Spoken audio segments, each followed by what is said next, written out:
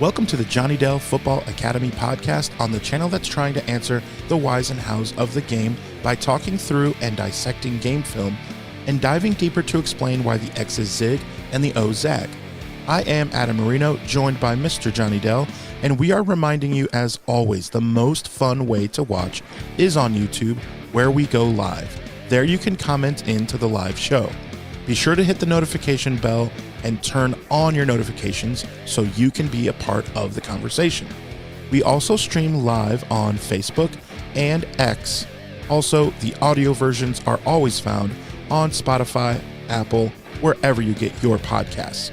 Now, if you are live with us in the chat, it's probably because you are subscribed, you've hit the notification bell, and turned those notifications on. So, when sharing with your friends, be sure to let them know. We also love to hear from you outside of our live show. Email us at jonnydelsfootballacademy@gmail.com, and you can always check out the website jfa49.com, as it is the most fun way to support the channel. Also, the way we boost the chat and boost the algorithm is to type out hashtag JD49. JD49, we are in the building. Man, I haven't been hyped up and excited for a podcast with my buddy Johnny Dell for quite some time. I'm stoked. I texted him yesterday just reviewing, hey, the show, and he's like, hey, do you want to go in the evening? Because who knows what's going to happen. And I was like, oh, man, let's go. And then I got the text for him. I did see it come across my phone, and he texted me, Mike Evans. I could picture him saying it like that. The text came through, but I pictured that's how he said it. And I am with the chat. The chat is on fire. Destroyer's been waiting for this all day. Anquan Bolden flashbacks. Man, great pull there. Much better. The contract is much better than first reported. We're gonna get into all of it. Johnny, the microphone is yours, bro. How's it going? Man, it's awesome. I was looking over when we were gonna go today as a show, and I remembered our very first podcast episodes were around free agency in 2023, like coming off of the 2022 season.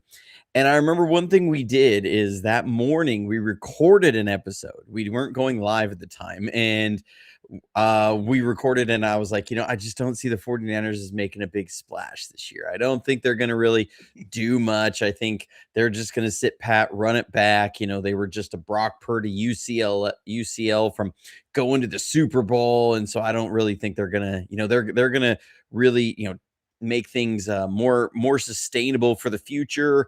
And then like 2 hours later, it was announced they signed Javon Hargrave to a $25 million a year contract. And I was like, okay, I'm canceling the upload. Let's go live and redo this show. And so I didn't want to do something like that. I'm like, you know what? I am not great at predicting what the 49ers do during free agency, because free agents also have free will and they can do what they want and they will sign where they choose. So, and you never know how things are going to go in a bidding war, because there have been some players like Tyler Linderbaum went into a bidding war this afternoon and completely destroyed the center market. Absolutely wild what he got. The Raiders have spent like a kid who's on their parents' Amazon app and is just clicking buy now on every giant Lego pack they see. They've spent something like $240 million. Same with the Titans. They're spending insane amounts of money. But this was the best news we could have gotten during free agency during this time. Like, yes, Tyler Linderbaum would have been great, but at that price, that is insane. And the increase of value that you're getting over Jake Brendel, everybody knows I'm not a Jake Brendel fan, but you're not getting such a needle mover that it replaces paying somebody $26 million a year, sort of a thing. So, same with Alec Pierce. I wanted Alec Pierce, but then you started to see that the bidding was really getting out of hand. And supposedly the 49ers were in on that. But he ended up signing a 20 or gosh, it was a 4-year, 125 4 year. 116 million Yeah, it was up to 125, something like that, $1 million contract. for Just 53 catches. wild. For Yeah, 53 catches. for 53 catches and 1,000 yards. $29 million a year is what he got. You're sitting there looking at Jackson Smith and Jigba, and you're saying this guy is going to get 38, $40 million a year on his extension. It's just wild. Dude, IU screwed up so bad. That's what makes me think of that. I mean, look at his number and just like, dude, what is going on in your brain? I feel sorry for him at this point. He's got a brain Yeah, something I in his mean, head, dude. there's rumors about what's happened. The fact that we haven't heard any rumors of where he really would end up that are legitimate is what's most concerning to me, for him as a person. The Right. 49ers, they've already done their Yeah. part. He's, the cap Gone. space is going to be cleared. It is whatever. Um, but this is, because officially everything happens on Wednesday. Um, this is the legal tampering period, and hopefully, God willing, Mike Evans doesn't change his mind before Wednesday when the contract can officially be signed. But this was absolutely amazing news. He comes over as a proven commodity, a guy who has a bajillion 1,000-yard seasons. And I know everybody's worried about the age. Yes, the 49ers roster is old and it's getting older now. Sort of. We're also letting a lot of free agents who are 27, 28 plus walk out the door. Kendrick Bourne. Kendrick Bourne just signed with the Arizona Cardinals. Juwan Jennings is trying to get a Mike Evans-like contract. He wants 16 plus a year. Mike Evans' contract with the 49ers will really screw with that. Now, he's got the benefit of Alec Pierce's contract, but he doesn't have the dynamic speed capability of that. And he's really your poor man's Mike Evans. And so if Mike Evans signs a contract that he did, which Ari Mayrov has said is actually for $42.4 million base. And then you have incentives where it's up to $60 million. That's awesome. At $42.4 million, that's $14.133 million for over 3 years. That's an absolutely amazing contract for the 49ers, because if he's not healthy, then we're not paying out the nose. Yeah. You're not, you were I paying love it. what Juwan Jennings was going to want. And what are you really paying for here? You're paying one for a player who's had proven production, who has a giant frame, is a great red zone target, but is also one of the most savvy route runners and has been in the NFL. His game has never been predicated on speed. He has always been just a phenomenal route runner, somebody who can win it at every level, is a man coverage nightmare because he's so big. I mean, this guy is over 6'4" and 230 pounds. Mike Evans is a big dude, and it shows up on tape.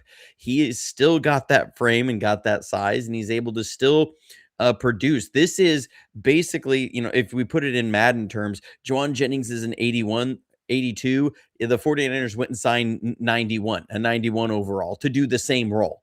And your speed is actually probably going to be a little bit more than Juwan Jennings. And people's being like, well, he's slowing down. He still brings you more speed than Juwan Jennings did. So, I mean, a 33-year-old Mike Evans is still faster than Juwan Jennings. He's bigger than Juwan Jennings. He's a better route runner. So, this is a phenomenal pickup by the 49ers. I absolutely love it in every way. And now he's going to mentor a very young wide receiver room that desperately needs a leader in that room. The 49ers have been trying to put a leader in that room since Emmanuel Sanders. And Emmanuel Sanders was the same age that Mike Evans is when we had him in 2019. Still highly productive.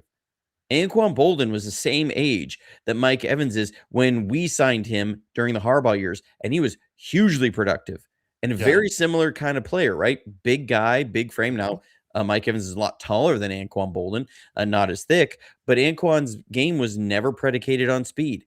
And so he didn't, when that speed started to drop off just a little bit, it wasn't like you went, oh my goodness, he just can't win anymore. So now Evans brings that, and he's a true X receiver, and we'll get into that in the tape. But I love this as somebody to mentor Ricky Pearsall, Jacob Cowing, Jordan Watkins, whoever they're going to draft this year, because they're surely going to draft a wide receiver this year. I love this pickup. You now have a true leader in that room. They wanted Brandon Ayuk to be that, and in every way he failed as a leader. I mean, just go back to the color violation he had when they were in The practice. shorts, He showed up wearing in the the wrong wrong. color shorts, and that's why Shanahan was so frustrated. He's like, I'm asking you to set the example, and you can't even do the little thing like wearing the right stinking shorts. Like, people will go, well, coaches shouldn't harp on that. Actually, absolutely they should. Because you know what? I had to do that kind of stuff in high school. If you're the In high school, leader, too. you If showed you're up. the leader. Yeah, we had black, gray, blue, yellow. Why? Because our team colors were blue and yellow. So you could wear neutral, which was black or white, or the team colors blue or yellow. I remember one day in training camp, it was my first year playing football. I showed up in red shorts. You know what the next town over there, one of their team colors was? Red. You know what I was doing after practice? Running. Because that was not what we do on this team. We wear our team colors. This is high school kind of stuff. And so when he comes out in that, yeah, a coach should actually make a big deal out of it, because you're being paid millions of dollars. You're being expected to set the tone on every detail, and you can't get this detail right. You want to do your own thing? No, that doesn't fly on this. And so Brandon Ayuk failed as a leader. He was not that, has not been that. And then you see that with how his career derailed. So, Mike Evans, consummate pro. He brings everything that you've wanted in that room for a long time. He brings in 866 receptions, over 13,000 yards, and 108 touchdowns. The aura of this show has drastically changed from what I thought it was going to be over the weekend. I was just going to complain for 37 minutes straight about the Rams and how they're hitting every move perfectly and how frustrating it is. They draft well. They got McDuffie. It's just like, oh, Rams, Rams, Rams. Nope. Rams went out That's and spent an insane amount of money buying the Chiefs secondary. I mean, they've got something like $58 million a year tied up in their cornerbacks now, in just 2 cornerbacks. Yeah. Hey, the Rams have a really good roster. I can admit that. But instead of 37 minutes, it was just 37 seconds. So let's continue on. What else can you say about Mike Evans, man? I'm just so stoked. Like, ugh. Well, I guess we can just get to the film. Yeah. And show, because We got I more think guys to everybody talk wants to about, know, so let's what does Mike Evans bring as this, X receiver here, and what does that look like? I need to move Oh, this out of the way you here. went creamsicle. You went creamsicle, Johnny. Well, this was a great game by Mike Evans. And so he's down here at the bottom. So when we say X receiver, what are we talking about? Okay. So you're going to have your flanker and your split end and your tight end over here. So opposite that, you have your split end. He's on the ball. Okay. The ball's right here. He's just got to be head up with the belt buckle of the center. So he's on the ball. That means you're going to face this press man. You're going to see press man from time to time. In that's what makes playing X harder, because you see here, this is not as much press, right? Because you're able to be back farther when you're a slot guy, when you're a Z, and you don't have to worry about that kind of stuff. And they're going to come a little back and forth motion. They're going to fake across here. So now he really is turning into the true X, because that's going to draw the safety towards the concept side. And you're going to work this way. And we're going to see Mike Evans just work this up as almost like a drift route, and then turn it vertical. And you can see at his age, at his speed, he's still able. Guess what? Boom. There he goes. No, he's gone. His left He's flying down the field. He can still win vertical, because he's able to sell that inside route, break vertical, get that corner cutting in, flat foot, and boom. And he's off to the races. They checked it down to the running back, though, which is a little annoying, but he was there. He can win vertical, and he wins vertical with that great route running. Here you're going to see him again, true X. Okay, he's over here. You got He's on the line. You got two guys on the other side. These guys are stacked. So what that means is this press, you can see this is backed off. There's going to be inside help for press. So what the Falcons are going to do is they're going to say, we're going to press this inside guy, and this is Godwin. So if he breaks inside and I lose, I got a safety to nail down on it. So I can gamble there. On the outside, and if they run this little switch pattern in, out, well, we can switch that off, and this corner is going to come down on us. So you get all sorts of things. You can run pick plays. You can do that. Out here, you don't have that option. So what you get is you got to win against this press, and he's running a little slant route here. And they're going to try and get into him. And this is where that big physical body comes into play. Boom, plays the press. The dude presses himself off of Evans more than he gets pressed. So he's going to work it. Absorbs the contact, and he's just going to run through this contact, and boom, he's open right there. Baker's trying to throw it there, gets batted at the line of scrimmage. But even against the press, against the contact, he's so big, such a big frame, it doesn't matter. He's still able to win and be open. He was targeted 12 times in this game. Most of those targets that didn't fall there were not on him. They were overthrows by Baker. They were underthrows. They were balls batted at the line of scrimmage. Every one of the, just about every target he had, he was open.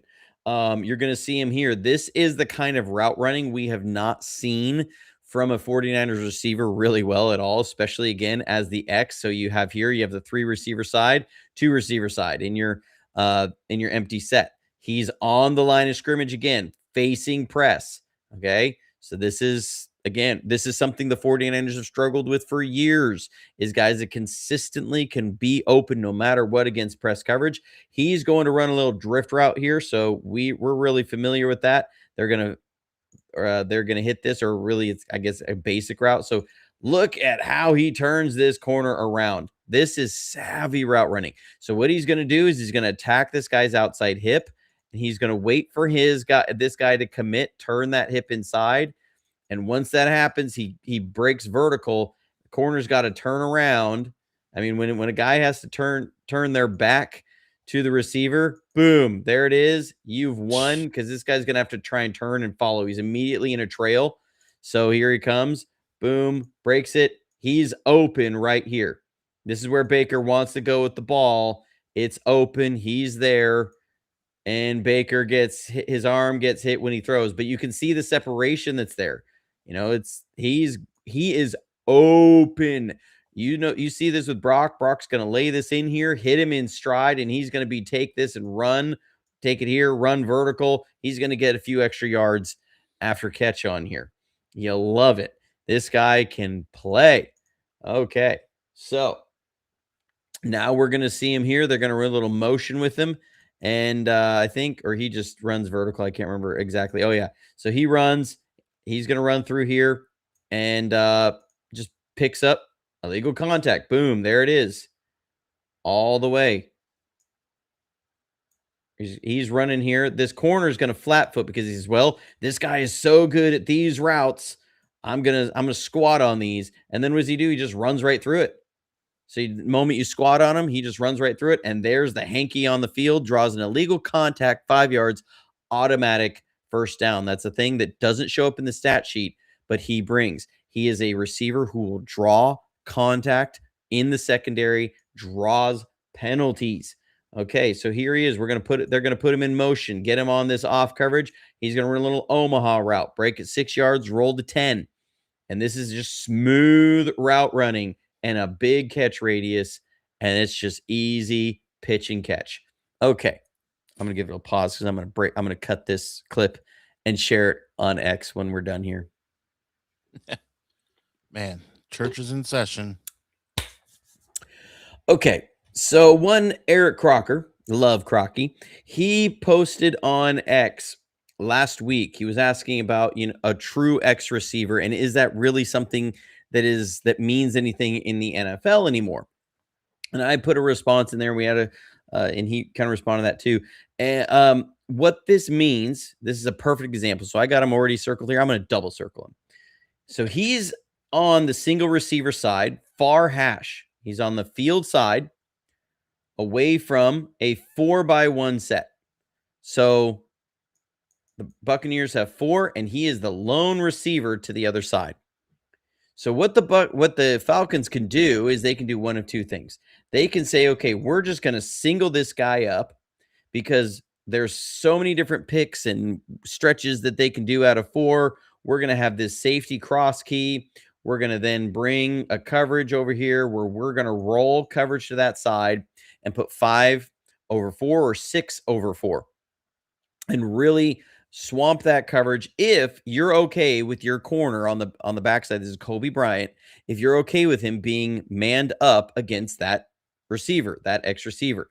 But here's the deal. The Falcons are not okay with that. So what they're going to do is they're going to run kind of a cover 4, almost palms this out, where if he runs something short and in that they can match, and this safety is going to be there over the top in case he runs a double move. So they're going to essentially double Mike Evans here and then roll 5 to the other side. So this is going to be a cover 2. They're going to run 4 underneath on this with a Mike that's supposed to match the number 3, but because it's a 4x1, it messes with that numbering and those rules.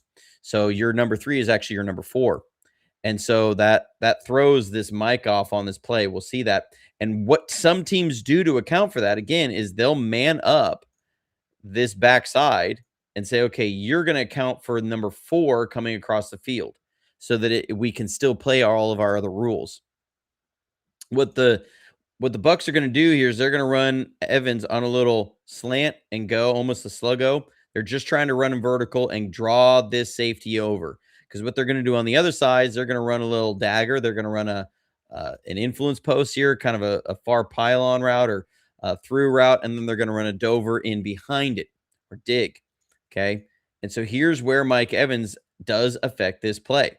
So you're going to see him come up here, and you're going to see this safety. He's keeping down this side of the hash. Remember, the 4-by is over here. You'd expect him to at least move to the middle of the field. He's not there. So they're wanting to make sure that they're inning out and that this guy can drive and they can still get a safety over the top. They're making sure that they keep somebody on 2 eyes on Mike Evans the whole time. So what does that open up on the backside? They're going to run this as the number 4 through here. And again, the way the rules are going to work on this Mike should pick up the number 3, but because it's the number 4, he's going to squat on this Dover breaking in. And so nobody's here to pick up this through route. The safety is worried about Mike Evans, so he's widened. Baker's looking him off that way because he says, if I look towards Mike Evans, these guys are going to have attention. They're going to be radar up. And so that is what opens up this through route to come right through here. And that's where Baker ends up going with the ball. And it's nearly a touchdown. This was ruled just short. But that's a play that is only created because you have a true X receiver out here. You can put isolated on the backside, and teams are scared to death of putting him one-on-one versus one of their corners. That is a true X receiver.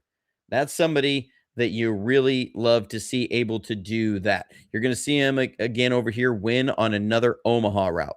So here he comes. They're going to bring a little motion, bring Godwin inside, and there it is, just silky. Now this corner, this is Kobe Bryant. He's jumping this pass, but guess what? You have a guy with a huge catch radius. So you put this ball up and away, and that corner can't even get to it. He's jumping the pass, but because he can't deal with Mike Evans's big frame and big catch radius, he can't get to that ball. It's there. So even though he's covered, he's open. That's what Mike Evans brings to your team, is a guy who can do that even when he's covered, he's open. You talking about contested catch, red zone, third down. This is the target you have for Brock Purdy now.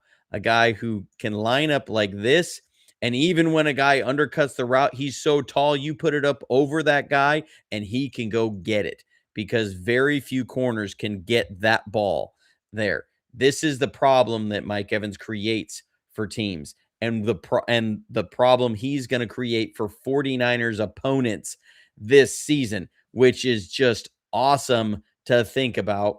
that he's going to be able to do that. Okay, so now we're going to see him. Okay, he's won on these out routes. He's going to run one. Kobe Bryant, what's he going to do again? He's going to jump this now. All right. So they bring this little motion. Here he goes on that out route. Kobe Bryant's dropping it in here. Baker tries to lay it up. Same throw he made last time, but Baker way overthrows him. Okay. But guess what? The Buccaneers have now seen Kobe Bryant has jumped on 2 of those now. So what do? This is the very next play. They're going to come out and they're going to bring the same motion. They're going to run this as a Nebraska route now. Omaha, Nebraska. Omaha is the 10-yard out. Nebraska is the out and up because it's the bigger route. And you're going to see him here run this little out and whoop, he gone. Broken ankles. Kobe Bryant, you had a rough day, bud. So he gets it out on that. Okay, now I think this was 3rd and 28, I think, where he's just going to run a pylon route. So he's going to stem this inside, and then he's going to run to the pylon. And this is, again, people say, well, he's slowing down. Speed was never the thing. And he's got these long strides. Look at him go. Look at him go. He gets past him. Underthrown ball. High points. Mosses. Kobe Bryant. You got Moss. He says, that kid can't cover me. I'm 6'4". I got over a 30-inch vertical leap. I'm 230 pounds. You can't cover me. I'm one-on-one out here. I'm open every single play, no matter what. This is a guy that's wearing a 49ers jersey next year. Let's get excited. Come on. You put him in here. Okay, bring him inside. He's going to run a far pylon route. So he's going to run to this back goalpost here or a pylon in the back of the end zone. Again, when these guys try and squat on his underneath stuff, he just literally will run through their contact and say, you know what? Fine. I'll run into you. And guess what? Now you get the hanky. Great throw by this ref. That's an A+ throw by this ref's got an arm. It's landing in here. You can see him. You see Mike Evans. He's going to say, yeah, there it is. He's pointing to the flag. He knows he drew this flag. Illegal contact, 3rd down, 1st and goal in the red zone because he drew illegal contact. That's as good as of a catch, guys. And this is somebody who's going to draw penalties. That's the 2nd penalty we've seen him draw in this game. Okay, now he's going to be up here again. We're true X receiver. You have 3-by-1 running back in a pistol, so he's head up. So what are they going to do? They're going to bump this with their other corner, and they got a safety. And what Baker's going to do, he's going to say, if this safety comes over here, now I get to work the concept side because now there were, just like we saw, that safety stays over Mike Evans. We have a way to abuse their rules with our 4-by-1. If this safety stays inside, now I got one-on-one with press with Mike Evans, and I'm putting that ball up. That's what Baker is going to do here. He's going to take this snap, and he's going to read this safety and say, okay, you are not flying out here. So you know what? I got this one-on-one. He says, all right, boom, right to him, throws it out here. He's covered, but guess what? He's still open. Back shoulder catch. That wasn't bad defense. These are not plays with like really bad defense. This is just a guy who's able to make these kinds of catches. My goodness. I mean, that is a true X receiver with a big body and a big frame. This is why I say that the X still lives, because when you don't have this safety help over there, you've got true isolation one-on-one. Baker sees that. I mean, you see the head snap. He goes, I know I got one-on-one with my dude, and I'm going to put it out there, and nobody can cover this guy. And he knows it too. And this was his first game back from a broken collarbone. Okay. So now we're going to see him on the outside. Same thing. Okay. They're running 4-by-1. 4-by-1. True X receiver facing press coverage on the line. You got a safety out here. What's Baker going to do? It's the same thing. He's going to watch. See, does this safety go to help? If Mike Evans, they're not giving help to Mike Evans, guess what I'm going to do? I'm going there. So boom, same thing. He looks at the safety, sees he's not helping over there, goes right to Mike Evans. They're trying to press him. I'll rewind this so we can watch the press here, that he's going to just work right through this contact. Boom, runs straight through it. Like, yes, he got slowed up a little bit, but he's so big, so long, he runs right through the contact. Now you get this happening, and You get the hanky coming out in the red zone, 2nd and long. You got a hanky coming out. PI right there, 1st and goal at the 3-yard line. That's as good of as a catch, guys. 3 penalties you've already seen him draw. He drew another defensive holding penalty that was declined because they had a catch on it. So he drew 4 penalties in this game by defensive backs getting too handsy, too grabby, could not handle his frame and his size. Give me a receiver who can do that. We have not seen that. We saw Debo getting banged around all the time, getting hit, and never drawing flags. Mike Evans will draw flags. He can do that. All right, now we're gonna see he's gonna push vertical, run a stop route. He is wide open. This is against cover 4, and this is on Baker. He's gonna launch this out here, and he's gonna put this ball on a line. This ball needs to be a layered throw, like we see Brock make, because Brock or Mike Evans has pushed this corner vertical, and it's there, but he's trying to laser this ball in there, and the underneath hook guy gets too underneath the ball and it's picked off. But he's open. That's the throw Brock makes, and that's a first down. That's because Brock's going to put that a little more layered and outside. That is what Mike Evans brings to the table. I'm excited now. That's a big table. Yes, very, very stoked. We do host the audio side. Don't know why it wouldn't be coming through. If I do like a big film, like full big film episode, I usually don't post that one because 90% of the show is me talking about stuff you can't see. But most other podcasts is just about every single one is uploaded. So, just to give you some question on that, I wanted to answer that before I got there. I'm trying to catch up with the chat right now. We got super chat. Yep. So Cayman Islands had to dip out. And I told him I would take care of it for him. He's so happy that we got Mike. His deal gives us flexibility to do more. Do you think we are done, or will we make another move for maybe tight end or wide receiver in a free agency? That's a great question. I don't think wide receiver in free agency is going to be a thing. I think most of the juicy targets have already been gobbled up. So you're kind of left with the leftover bits, like kind of like when you roast a chicken in the pan and the chicken tenderloins get cooked like on the bottom of the pan in the juice, and they kind of just usually come out a little soggy, not as flavorful. That's why we pull the tenderloins off and we fry them into chicken strips. But that's what kind of feels like is left in the wide receiver room is the soggy tenderloins, instead of like a nice crispy leg. And that's what Mike Evans is. So I don't think we're going to go after wide receiver. Tight end is interesting. I don't think so. I really don't think so. They invested a lot of money in Luke Farrell last year. And that's who, they're not going to spend big on a third tight end. So you're kind of locked in with Luke Farrell, and then it's got to be either Tonjes and a rookie. If you go get a guy in the draft, hopefully, we can have one of my favorites on the show at some point. Haven't been able.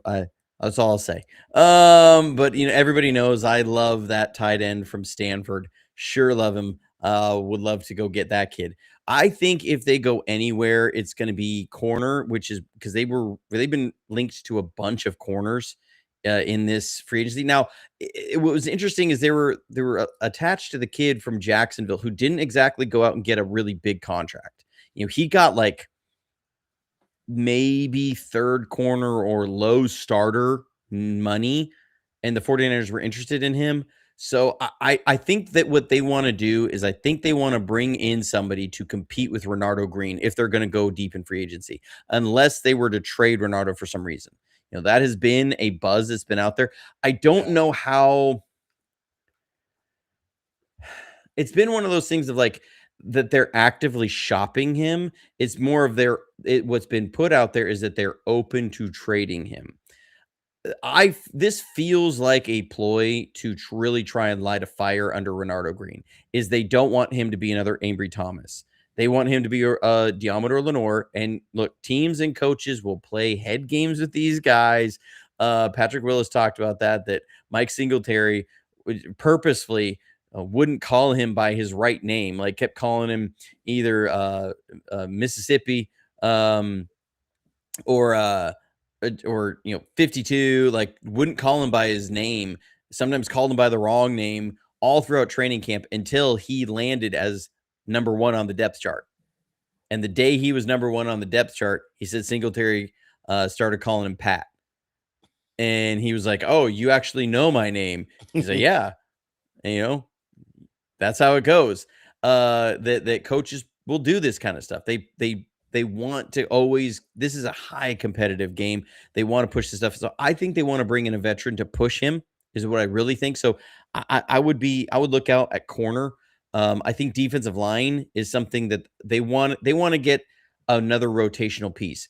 Yetur Gross-Matos is not going to be back next year. I think they're, we've talked about that. Like they need to fill that role. They want to bring in more rotational pieces. And so finding somebody that they would allocate that kind of a role to, I think they're going to be really interested in. So that's what I would look at.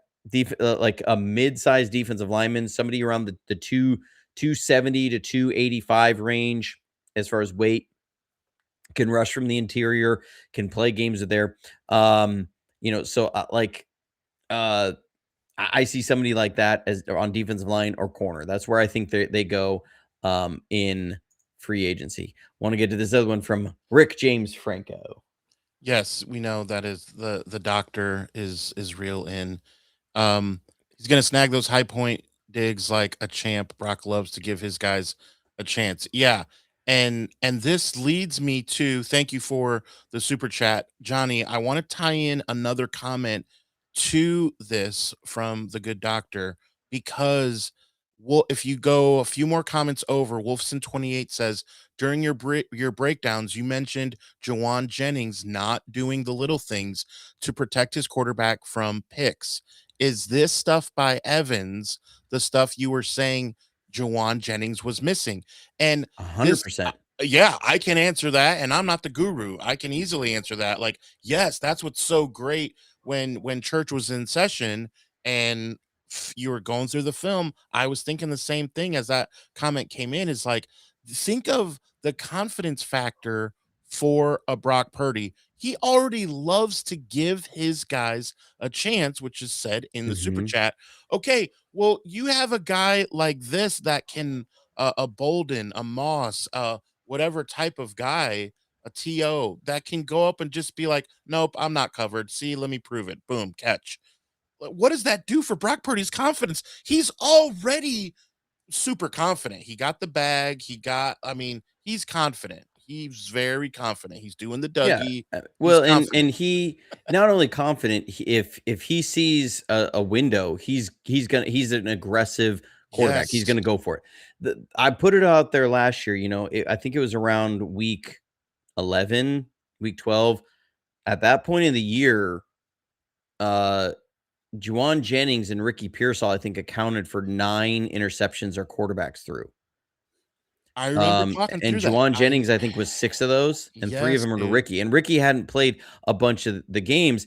And, that was one of my frustrations. People say, well, Brock's throwing these picks. I'm like, yeah, I'm not defending necessarily that it was the best of throw. But at the same point, your players have to protect your quarterback. Brock is going to put it out there. You see some of these throws that like the bomb that Baker throws up to Mike Evans, that's not a great throw. That's a throw that if you put that up to, say, Ricky Pearsall, that's probably getting picked. Oh, we saw throws like that get picked. Yeah. It's definitely not a completion for our right. And that's something, you put it up for some receivers, and that's one of the reasons why, like Brandon Ayuk, sometimes they didn't drop those big go routes to him. He's not that guy either. He wasn't somebody that was always going to protect his quarterback and say, worst case scenario, offensive PI. It's going to be, an incomplete. Worst case scenario. This is a guy that you can say, you know what? I can put this ball up there. And this guy, worst case scenario, this is offensive PI. Most likely scenario, it's either defensive PI or a catch. Like, Yeah. that's what you get out of this. And so I love that this becomes a safety blanket on the outside that Brock has never had Never. in his career. Yeah. I'm not saying he's Never. as dynamic in run after catch as Brandon Ayuk was, that he's dynamic as getting down the field and really pushing those like 17-yard in routes. I'm not saying that. But we're talking about one of the best route runners, a huge frame guy, bigger than Juwan Jennings. And we know how Brock loves to give his big receivers a chance, especially in the red zone. This reminds me of the 49ers' version of Devontae Adams, of when the Rams went and got Devontae. Devontae was brought in not to be an 80% snap kind of guy. He was brought in to be a 65, maybe 70% snap kind of guy that was going to be a great route runner, that would be a great X, split them out. You can put Puka in there. This allows you to put Ricky. You don't have to play Ricky at X now.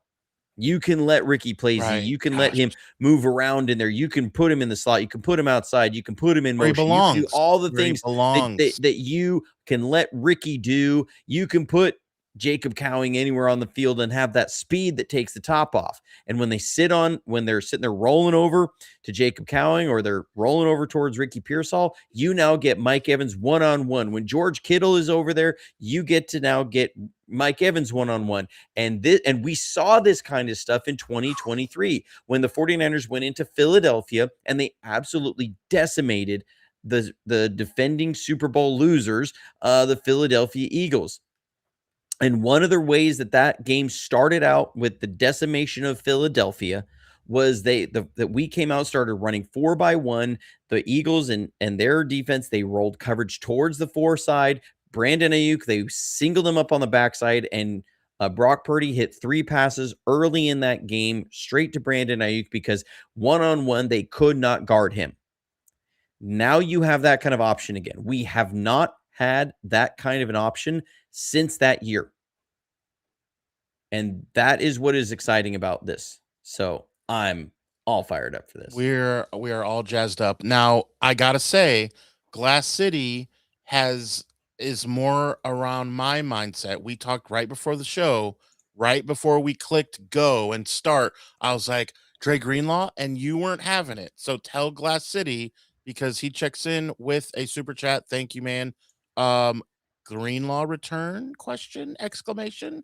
Cheap 1 year Yeah. deal. I say Yeah. get the So, band back together, and you're not having it.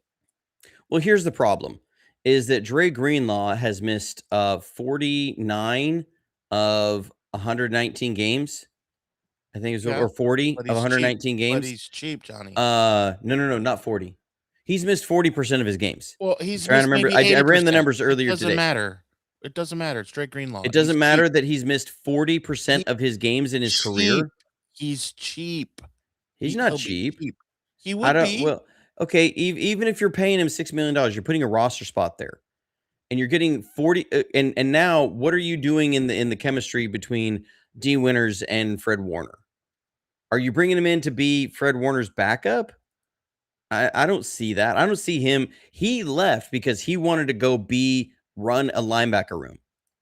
That was Yeah, what he he wanted. proved he couldn't do it. He got hurt. So now come back home, buddy. No, he proved that he's the same player he's been that he was with San Francisco. He couldn't stay on the field.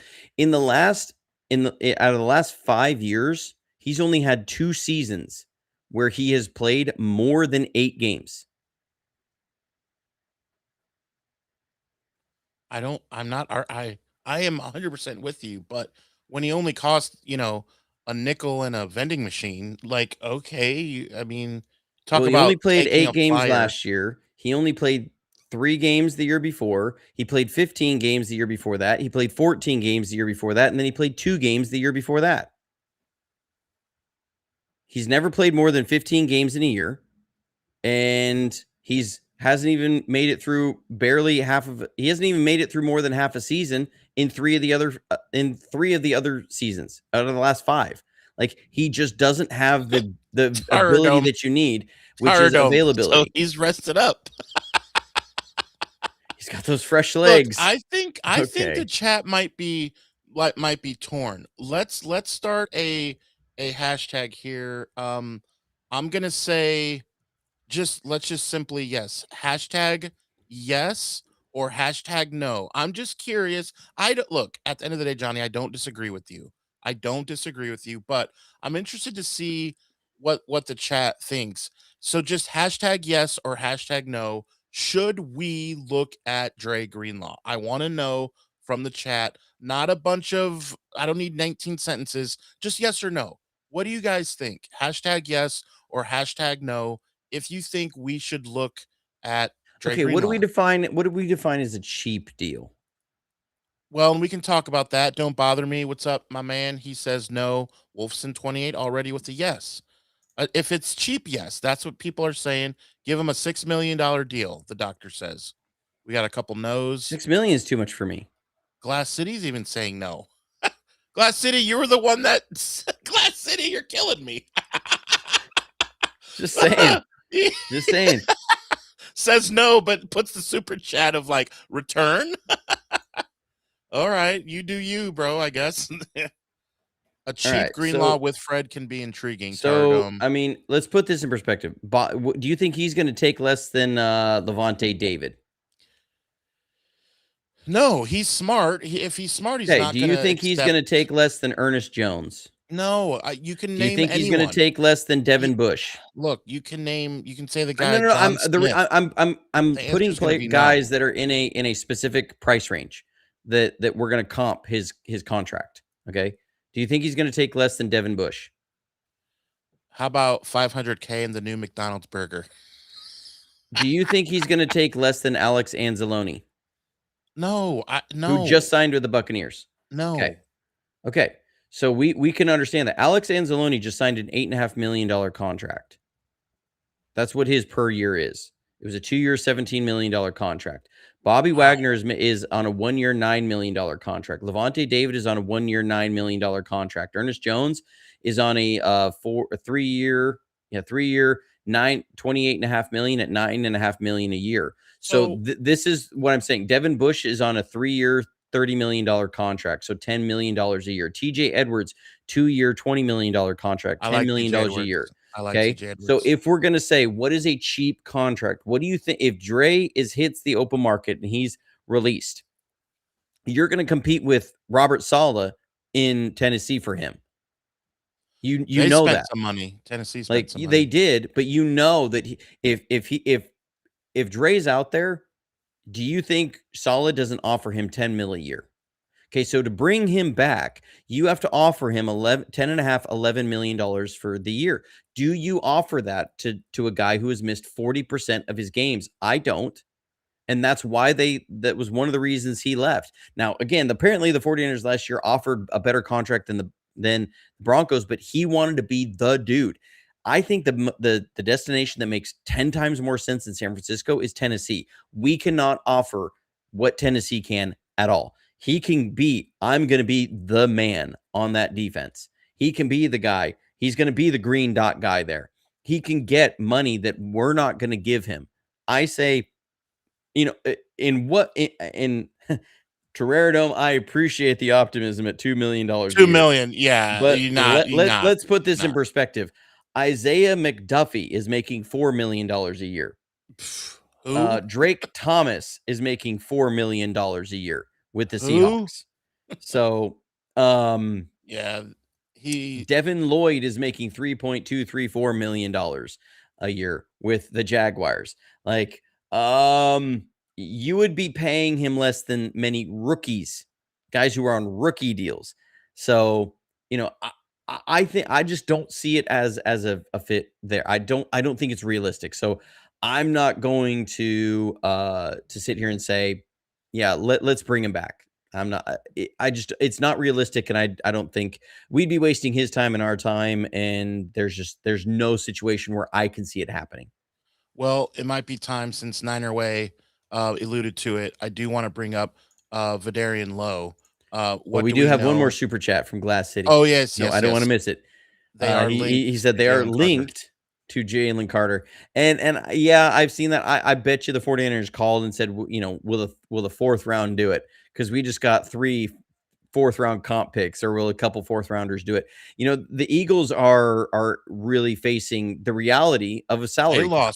They lost like 3 guys on defense, right? They did. They lost Nakobe Dean. They lost Reed Blankenship. Blankenship, yeah, yep. These are big time losses for them. These Yeah, are big time starters for them. yeah, I love it. They lost Jalen Phillips, who signed a massive deal. Now they're going to get some comp picks in 2027 for these guys. I mean, I'm sure they're going to get like 3 third rounders.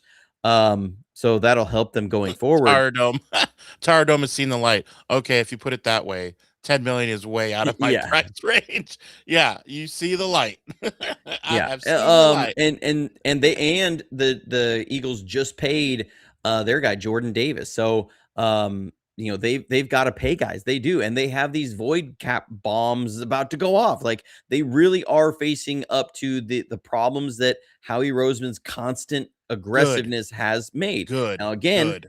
you know, we love to see that. We don't love to see that they were able to have it pay off. Ours didn't pay off when we tried to be hyper aggressive like that. The Rams paid off when they got that linebacker from Denver. Then he went to play at Buffalo. What's his name with the funny glasses? What's that linebacker? Okay. Okay. Well, The Rams did anyways, it too. so with that, they're just coming to a point that they can't. You have to prioritize. Okay, Jalen Carter has been. They've had some issues with him playing team play. His play last year was not great.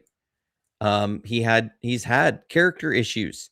He's had problems controlling his temper. Do we all not remember him getting thrown out of the game against the Cowboys? He's got issues like that. And so are you going, when you're strapped up against the cap for the next 5 years, are you giving this guy, an extension? And so they say, you know, I'm probably cool not. He's gonna be available. Now they're not gonna give him away for free. I don't want a part of Jalen Carter. I think this is going to be a situation that when he gets more money, do you think he becomes more responsible? No. Like, name a player, a person who shows incredible irresponsibility and then gets more responsible when they get a huge paycheck. I don't think so. That doesn't happen. It's not happening here. If there was another somebody, people are saying Von Miller. I think what makes more sense is Joey Bosa. He's out there. They're saying Von Miller to my comment that's what the Rams, the year that they won. Oh, that's yeah, what I was describing. They the nerdy glasses. Okay, they're just correcting me because I couldn't remember. When are you gonna say Von Miller nerdy glasses? I mean, like, I get those glasses were nerdy. Right, it was like 1980 nerdy. All right, wearing those for? Right, whatever. Terrible. We'll move on from there. Trash. We signed offensive tackle Vidarian Lowe. People have been. I saw somebody asking about this. Does that mean that? What does this mean for Trent Williams? Because there's a lot of drama with Trent right now. I'm tired of the Trent drama. That doesn't mean I'm with it. With all these other people, like, just ship him off, get him out of here. We're done with him. That's not me. Trent Williams is still one of the best 3 left tackles in the game. And, this isn't a situation where you get rid of a guy before he becomes, the 25th ranked player. People always go back to that quote, that Bill Walsh said, you always get rid of a guy a year early than 2 years too late. Remember the person that told people about that Bill had said that to him. You remember who it was? Randy Cross. You know how long Randy Cross played for Bill Walsh? Randy Cross was playing for Bill Walsh when he was 34 years old. Bill didn't ship off Randy when he was 30, 31, when he still had a few years left in the tank, sort of a thing. Randy played for the 49ers for a long time. I love Randy Cross. So, this is that kind of a situation. Trent Williams is still one of the best left tackles in the game. You don't ship him off. You don't have a replacement sitting there. You don't need to try and reach for his replacement and gamble on it in this draft. I think this does push them to try and draft his replacement this year. I don't know who they're going to look at. I think Max Iheanacho makes a lot of sense just from movement skills, and he does need a year to develop. But, so bringing in Vidarian Love is not any sort of a sign on Trent Williams. Vidarian Love, it means that Spencer Burford is not coming back. That's what that means. Is that Spencer Burford was our swing tackle backup guy, and then he had to play guard because we had every guard get hurt, and we had some issues there with Connor Colby, and so he was our main backup swing tackle. He's a free agent this year. They're not bringing him back, and so signing Vidarian Lowe means that he's now the swing tackle. He's with some starting experience. So he started, I think, 8 or 9 games for New England in 2024. I sent all the tape to Brad Graham this afternoon. So I've outsourced the tape on Vidarian Lowe. I'm going to be keeping an eye on what Brad says about him. But so that's what that signing means. It's just a depth signing. So I'm cool with that. I think he'll be a good swing tackle. Hopefully he doesn't ever play though. Right. Yeah. Like you mentioned, Wednesday is the day. We'll see what else happens in the next, 48 hours. Um, there could be one more splash coming. I'm not getting my hopes up. I mean, Mike Evans is a big, big splash. But we also did get Eddie P done and out of the way. There's no, we're not gonna have to worry about it. My guys from Sports Idiot Nation texted me and said, "Okay, you can go back to the way life was for you for like 5 years straight with Robbie Gold, right?" And I'm like, Yeah. you know what? That's a good point for like outsiders who don't know. They're like, "Yeah, wasn't that how life was with Robbie Gold?" I'm like, "That's a pretty good point from a non-Niner fan." Yeah, no, it really was. And, it was very non-stressful watching extra points and field goals. Yeah, And I love it. exactly. Yeah. And Um, Eddie P, man, he was awesome. So I'm glad totally. they didn't jerk around with it. They got him done before he even hit free agency. Let's go. Let's Make it get it done. happen. Yep. It's done and we're able to roll. We got Mike Evans. I'm loving free agency for the 49ers so far. And it was announced today they got 3 more comp picks. They got 3 fourth rounders. I would love to see them turn a couple of those into a third. I think again, there's certain guys you guys know I am really falling in love with in this draft, and I think if they're there at the end of the third or in the middle of the third, you see if you can turn some of those fourth rounders into a trade up to go get those guys because I don't think they're going to be there in the fourth. And you can really jumpstart some things on this team. I really love the idea. I just love the idea of you got Ricky Pearsall out there on one side, you got George Kittle on one side, you got a tight end that again I love the kid from Stanford. You got a Sam Roush sitting there on the other side or George and Sam on the same side. And you got Mike Evans. You put Ricky on one side, Sam Rush, George Kittle to the left, Christian McCaffrey in the backfield. You put Mike Evans away from that, and you run Zorro, you run Punch, which is Shanahan's version of duo. You run these things, you run the ball, they isolate it up. You give Brock the RPO, the ability to pull it and throw it up there to Mike. You get these play action passes where Mike's going to pull the safety and the corner off, and you're going to get George Kittle running back across the field, rumbling. You're going to do that, and then you're going to link Sam Rush out to the left flat with Ricky driving off the other corner, and he's going to catch it and run with that big body. You get Ricky coming across on the digs after George Kittle clears it out. I'm loving this. I'm already excited, thinking of what Shanahan's going to could do with all these guys. Yeah. Football can't get here soon enough. No kidding. We got the draft. We got our Johnny's draft crushes that he's still gushing over to talk through in the next month. No, Sam's still got 32.5-inch arms, I think is what it's at. Perfectly fine for me. I got some pictures. I was just looking through my pictures and I got some pictures of Sam on here when I talked to him. Roush and So, Upton Stout have the same arm length. I don't think that's real. That doesn't Supposedly. sound right at all to me. Just saying. Just gonna be real about that. Fake news or I don't know if it's. I'm not gonna say it's fake news, but I mean, I gotta close this out of here. 30 I inches at the mean, combine. this is Sam Roush. Does that look like a dude that has like 30-inch arms? Oh He's no. 6'6". Looks, yeah. They look pretty, yeah. Pretty stellar. Like, I'm just saying. I'm bricked Like up. I've stood next to this guy, and 30, like there were some funky measurements at the combine. Like Funky Cole I really Medina. don't think that his arms are 30 inches long. He's 6'6", and his arms come down past his hips. Like just the physics of it tells me that's not really possible. I don't think he's got short arms at all. Yeah, so take that. We're talking about practice, not a game, practice. Going to my Allen Iverson.